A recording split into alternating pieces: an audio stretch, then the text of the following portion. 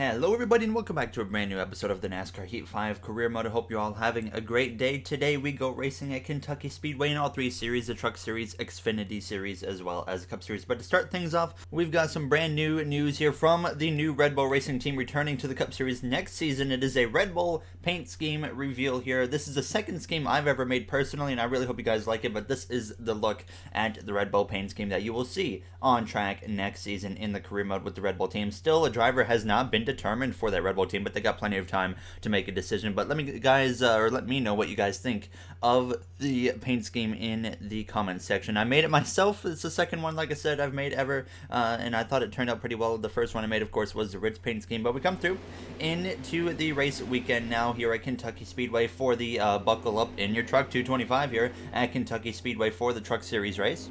We had subscriber Edvard Sokolovsky in the truck now as we would get ready to go green. And once again, we were showing some strong signs of speed here in the Truck Series race at Kentucky with a solid top 10 qualifying effort from Edvard. And we would get underway here going down towards the turns one. 5 wins currently on the season in the Truck Series. I think we have more wins already this season in the Truck Series as a team owner than we did last season, if I remember correctly now, as we came through, though, out of turn 2 going down this back straightaway. If you've seen recently in the community tab on my channel, I may have teased something to do with the Dirt Series in this game, and I can't say exactly what it is going to be yet, but once it is ready to go, I will let you guys in on that, as I'm hoping to bring it to the Career Mode next season here in NASCAR Heat 5. But Edvard Sokolovsky would move his way to the inside of the 21 for the lead already at the end of this first lap here in Kentucky. As he went down into the corner, he drove it in a little bit too deep, left the door open now for the number 15 of Tanner Gray, I believe that is, who would get up his inside as it came through out of turn 2 going down the back stretch. So he falls down into second place here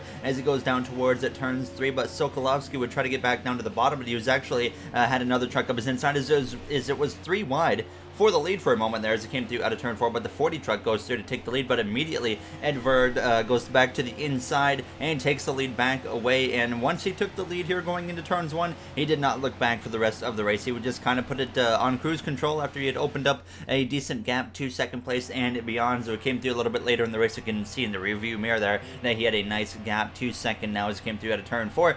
So just hanging on for the rest of this race he was now as we came through, now approaching the final lap here in Kentucky now as it came through out of turn 2. A nice battle with the KBM trucks, and now the 15 of Tanner Gray was up in the mix going for second as well as he went down into turns 3 for the final time here in Kentucky Speedway. 5 wins on the season so far for us in the Truck Series, but Edvard Sokolovsky is going to come through out of turns 4 to pick up the team's 6th win on the season here at Kentucky Speedway. So just continuing to dominate here, as we've also had a chance to maybe have 7 or 8 wins already by now, I believe. So it's been a good season so far, and it cannot complain, of course, now as you see the rest of the finishing order on your screen.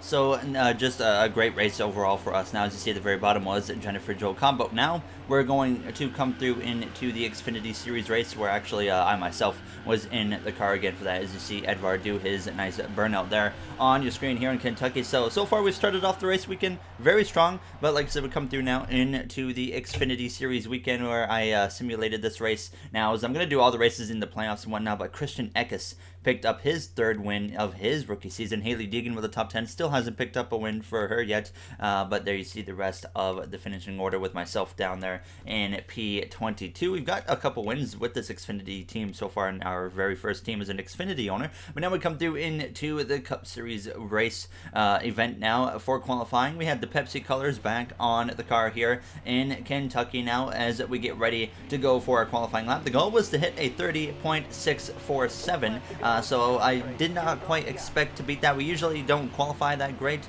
at a track like Kentucky now, but we usually run a lot better than what we qualify. So we came through turns 1 and out of turn 2, got through here pretty well. I was a little bit confident with the lap. We came through the center of 3 and out of turns 4 now, heading down this front straightaway. It was, like I said, a solid lap, definitely maybe a little bit more in the tank there, but we came through to cross the line with a 31.067 and qualify P18 for the Quaker State 400 here at Kentucky. So not the greatest qualifying effort, definitely some work to do now as we're going to check out where everybody else is. Joey Logano, our rival down there in P25, but up front on pole, Martin Truex Jr., Alex Bowman, Kyle Larson in the top 3. So we got some of our Hendrick teammates up there. Elliott a few spots in front of us now as we check out the bottom of the order. Smith down there in the mid-20s, and at the very bottom we got the 49 of Chad Fincham now as we get ready to go green here for the Quaker State 400. Alright, boys, I think we've been picking it up lately. It sucks that we got second there last week at Indy to chase, but I mean, at least the Hendrick car won, but hopefully we can come out of here tonight with a strong top 10. There you heard myself on the radio now as we get ready to go here for the Quaker State 400 on pole. Like we mentioned, Martin Truex Jr. in his final season of his Cup Series career. As you guys know, Harrison Burton will be getting in that 19 car next season. I also can confirm Bass Pro Shops will not be returning to the 19 car next season. Now, as you see, Chase Briscoe sent to the back after failing technical inspection. Quinn Hell failed pre-race inspection, so he's starting at the back, although he was already going to be there in the first place now as we get ready to take the green flag here on the outside behind the number 11 of Denny Hamlin. Now as the green flag is out and we are underway from the 18th starting position, Martin Truex Jr., Alex Bowman up there leading the field to the green flag. Alex Bowman in a very interesting position currently, finds himself in one race, he's barely in the playoffs, the next race he's outside of the playoffs. It's going to be a fight like that for the rest of the regular season, and after today's race, there will be 5 races left in the regular season, so it's going to get very close to battle from probably 14th all the way through about 18th to 19th is just really close, and it's going to be very interesting to watch this playoff battle play out. Now, as Kyle Larson's had a couple bad races and he's been falling down the order, now he's not very comfortable in terms of the playoff situation, so it's going to get even closer, I think, now as we go down into turns 1. Another driver that really needs to pick it up is that 23 right there of Bubba Wallace. He finds himself about 40 or so points outside of the playoffs right now, so he's definitely in need of a handful of good runs if he wants to get himself into the playoffs in his second season with this 2311 Racing team. We've seen a lot of development improvements from that 2311 Racing team this season, as they're actually now a team that's capable of contending for a playoff spot. Last season they were in the mid-20s, something like that on average in points, and now here they are contending for a playoff spot now as they've really been picking it up. Now as we go down into turn 1, we actually got taken 3 wide by Kyle Busch and Ross Chastain. And finally, I would get down to the bottom line as we came through out of turns 4 on lap 3, but our rival of Joey Logano had now gotten to me, so it took me that long, though, to get to the inside, and being stuck on the outside was such a disadvantage. But now the 22 actually gets into the back of me, moves me out of the way. Joey saying, hey, remember me? It's been a little bit since we've really had a legitimate run-in with the 22. Remember, he got suspended a handful of races ago. Now he's been back, and we've been pretty clean with each other, but there he was moving me out of the way right there. So we came through now onto lap 5 into turn 3 up the inside of Christopher Bell, the only Joe Gibbs Racing driver that has not won this season, and he is in a must-win situation to make the playoffs at this point now as we come through down this front stretch. Martin Truex Jr., he would continue leading the way now as we came through on to lap 6 into turn 3. We were now up inside the top 20, trying to work our way forwards from that really poor start. We came through to lap 7 out of turn 2 up the inside of Cole Custer, who was having a great run. He was up, and I remember, second in the points earlier this season, and now he's outside of the playoffs. It was very unfortunate to kind of watch that downfall of that 41 team this season because they had so much speed at the start, and then it just kind of went away. So we came through now running down Joey Logano as we came through to the 9th lap, and I looked to the outside of him, but then the caution actually comes out for the first time here tonight in Kentucky. I could not find the actual replay of the crash in the replay system, so we would just get ready to go back green here from P18, which was where we started originally, and unfortunately now we're going to be on the outside line again and have to find a way to that bottom, hopefully a lot quicker than the initial start when we dropped outside of the top 20 now, as we're going to be restarting alongside our rival of Joey Logano and behind his teammate of Brad Keselowski, who does not get a very good launch right there on the restart, so I just kind of sit in behind him here now as we get going with 8 laps to go in this first stage. Behind us we got the rookie of Zane Smith, who is in a must-win situation as well to make it into the playoffs in that number 7 McLaren. His teammate of Eric Jones in the 02 McLaren car picked up a win recently the last time he went to Michigan and put himself inside the playoffs now as we go down this backstretch into turns 3 right there behind the number 20 of Christopher Bell, as we're able to slide into that bottom line a lot sooner than that initial start, so it puts us in good shape here as we come through out of turn 4, trying to get to the inside of the 20 now. As you see behind us, Blaney and Keselowski side by side. Blaney, Keselowski both winless on the season, finding themselves in decent positions now. Blaney's definitely in the worst position of the Penske drivers in terms of the playoff situation. He's going to have to fight right to the very end. Keselowski, though, he's probably in the best shape of anybody without a win right now in the career mode this season in terms of the playoff situation now as we go down into turns 3.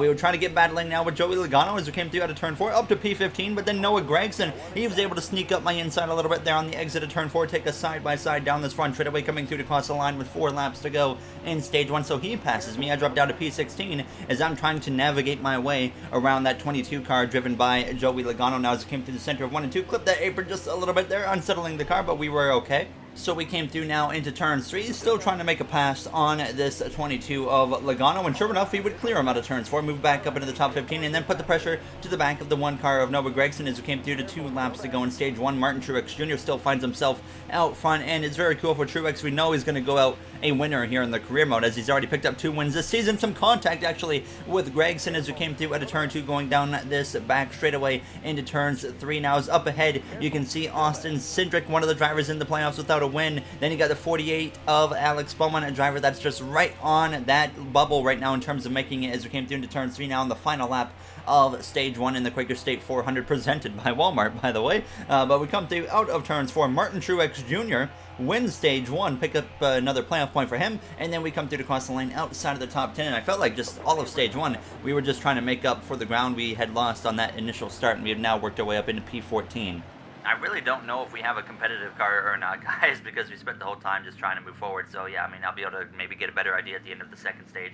There you heard myself on the radio, but you see the top 10. So Bubba Wallace in the 23 car, second place, Chase Elliott P3, but a driver like Bubba Wallace who came into this race almost a full race behind or below the cut line to get into the playoffs, while he backs that up with a second place in stage 2. So that's only going to help him at this point now as we get ready to go green for the start of the second stage. And I looked behind me and I saw Joey Logano was lining up behind us, so that was a bit of a concern now as we are underway for stage 2 as we'll go into the AMP segment.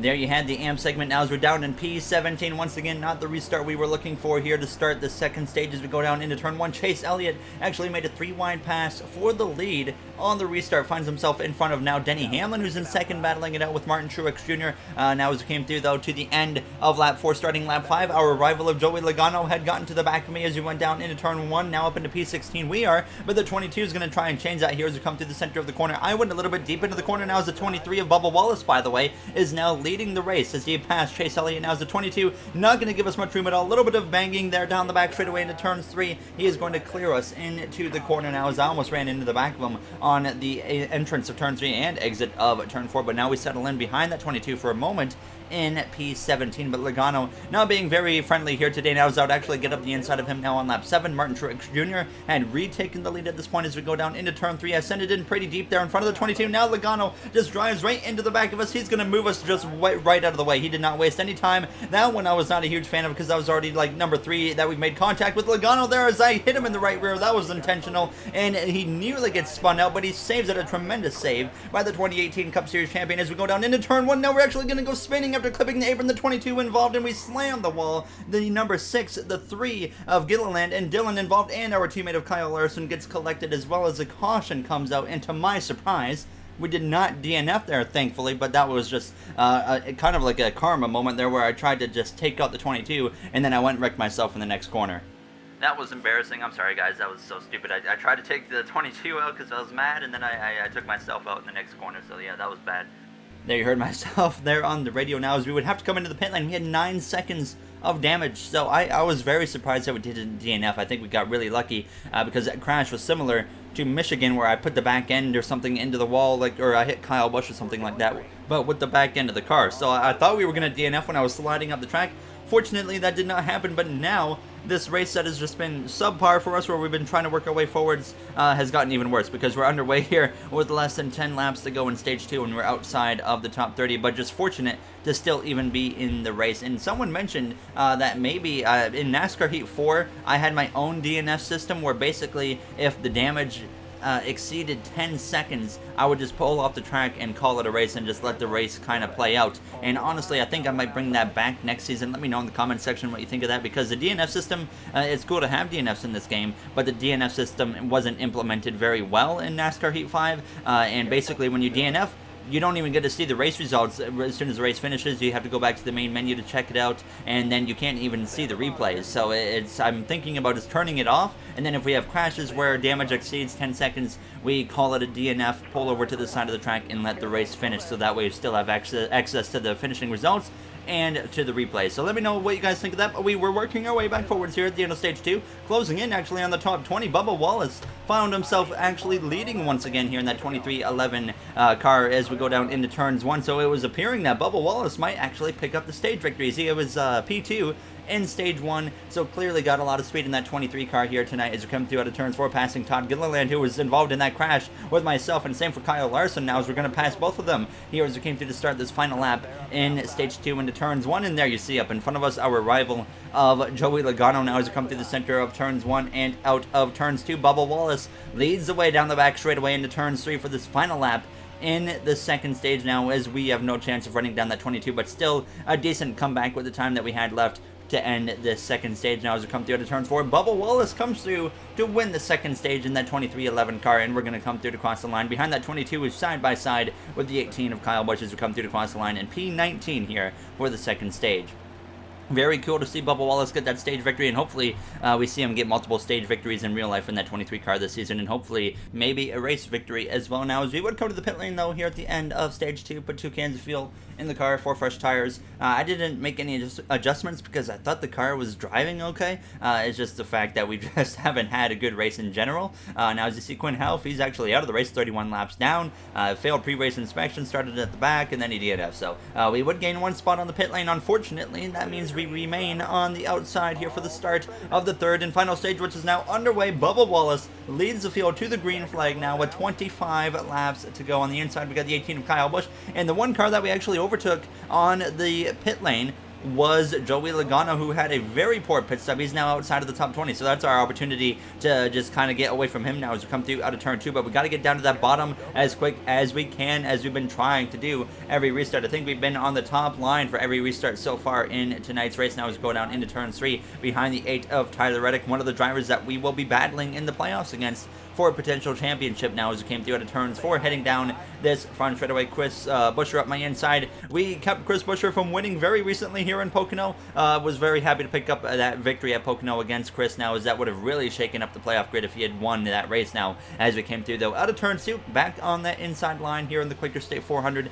up the inside of the 8, the RCR driver of Tyler Reddick as we go down into turn 3. So Martin Truex Jr. actually had taken the lead back away from Bubba Wallace. For some reason, Bubba decided to go all the way up to the top, and unfortunately that wasn't working for him. Kevin Harvick was also up in the mix, moving up into second. Bowman was up there in P3 as we came through to 23 laps to go. We were now up the inside of Cindric into turn 3, and we just continue to slowly but surely move our way forwards. Definitely the long run works better for this car here tonight in Kentucky, so I was really hoping it was going to stay green, and other than my own crash, it's been a very calm race, so I was honestly expecting it to stay green right to the end just based off of stage 1 and stage 2. We did, of course, have that one incident in stage 1 on like lap 8 or something like that, but that was it. So we came through now up the inside of our teammate of Kyle Larson now as we go down into turn 1, and once again a rough race for Kyle Larson, and this is only going to make his playoff chances worse now, and it's going to be very interesting to see what the playoff grid looks like at the end of tonight's race, especially with Bubba Wallace running so well now as we came through up the inside of Gregson, another driver who's right on that bubble of trying to make the playoffs now, as well as we go into turn 3 up the inside of Christopher Bell. And really the story right now at this point in the season is not focused on us, it's focused on this playoff battle. That I think this is the closest playoff battle with so many cars involved that we've ever had in the Cup Series in our career mode so far here in our third Cup Series season now, as we were at 16 laps to go already into turns 1, now moving up into P14, trying to run down the McLaren of Zane Smith. There's I clipped the apron just like we did earlier when we crashed. Fortunately, we did not crash this time, but Bell would remain up my outside, but we would clear him through 3 and 4. So we came through running down Zane Smith, who was in a battle with Kyle Busch as well as his McLaren teammate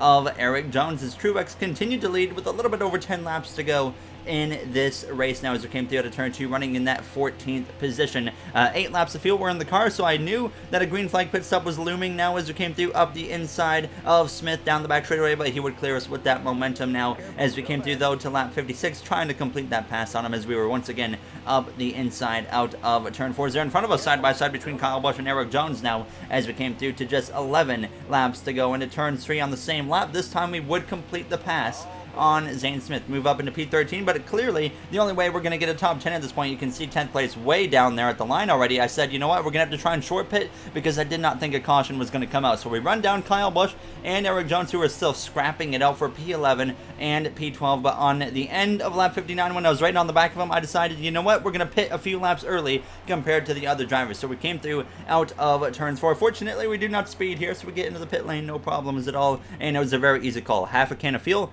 as well as 2 tires, as we brought this number 24 Pepsi Camaro into the pit box now, as the team would have a very solid pit stop, 8.1 seconds, and now we would be rolling now. And then, like I said, just hope that it stays green at this point now, as we would get back on to the track as the cars are going by.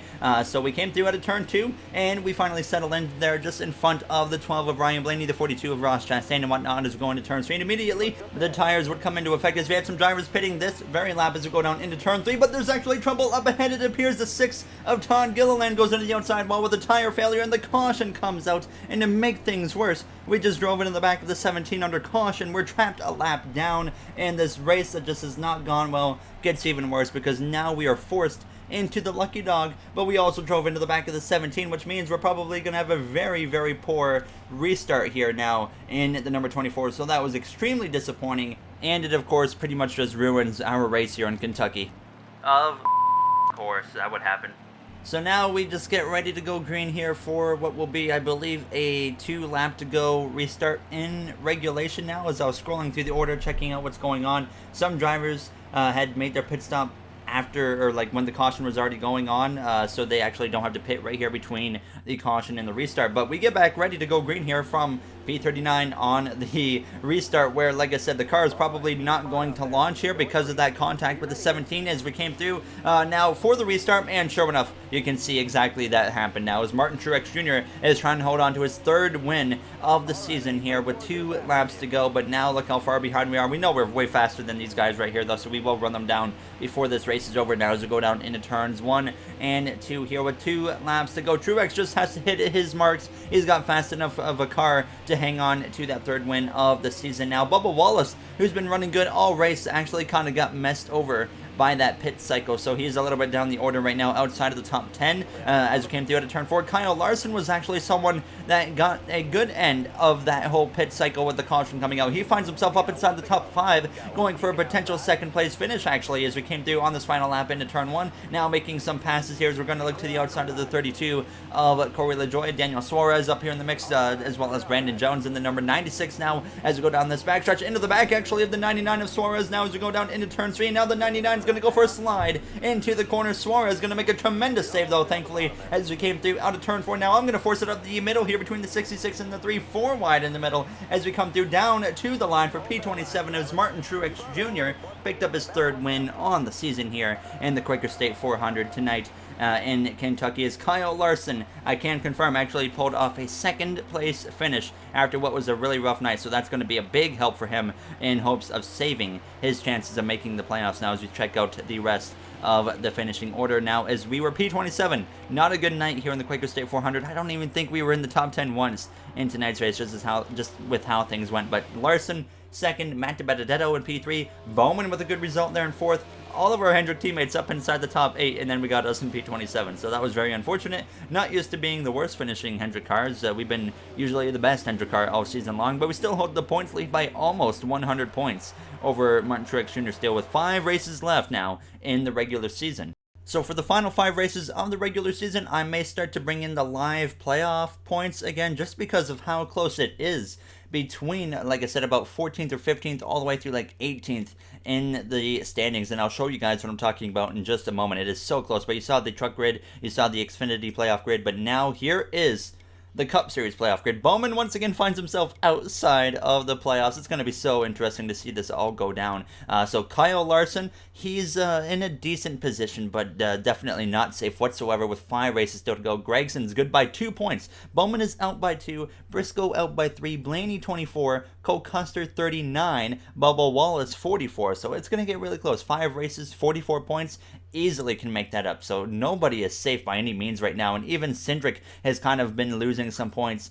So it's going to get very interesting here in the coming races. But before we end this episode, just want to say thank you to the Go One Racing members of MJ, Aiden, James, who's a new member just joined, James Jackson, thank you, Dylan, Joseph, RJ, Timothy, Bubba Jr., Illinois Diecast, previously Mr. Johnson, NASCAR on Docks, Devin Ruff, Eric Chouette, as well as Matthias Hansen. As I say every episode, you guys help me out a lot, and I appreciate it, and I just want to say thank you to everybody that watched this episode, and I hope you guys enjoyed it. It wasn't the greatest race in the world for us, but next episode we go to New Hampshire, a track that we've had some success at in the past. Hopefully we can have a good race there, and see what that playoff grid looks like at the end of that one, and that will leave 4 races left in the regular season after the next episode. So I'll see you guys in the next one. Have a great day, everybody.